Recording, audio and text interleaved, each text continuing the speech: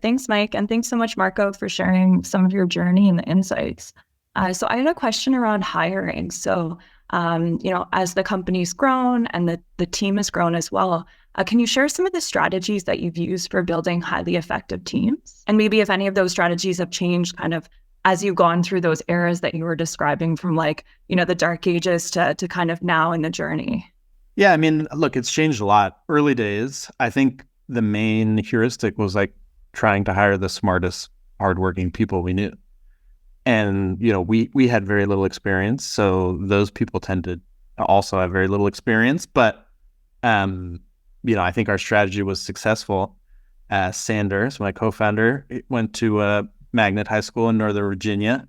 And I believe at one point out of the 12, 13, 14 people at the company, 4 or 5 of them had gone to this sort of science and technology high school in Northern Virginia.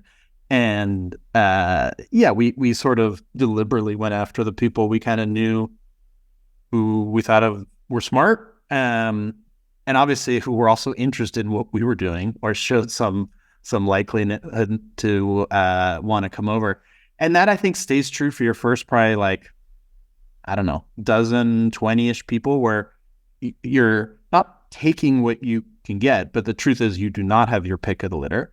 And so instead, you're really relying on your personal network and your personal connection to go recruit the most talented people you know. And I think once you get to sort of more scale, and so whether that's kind of a big pre-seed round or your Series A, and you start to be sort of more established, I think that's when you're really beginning to hire more at scale. And through that, you can be more systematic about the process. And I think there have been different types of errors that we've made and I think slowly rooted out of our process. I think early on, you rely on this sort of, I'm just going to hire the smartest, most capable person I can find. But you kind of forget that sometimes the job needs very specific skills, attributes, experiences for them to be successful. And if you don't enumerate that and then go look for it, you're probably not going to find the right person. I think then you start to sort of get very sort of talented and specific people, but then the failure mode is more, they don't fit broadly defined, right? Their sort of sense of ambition or pace or expectation around timeline or their own considerations doesn't line up with either you or the leadership team or the broader company. And that causes kind of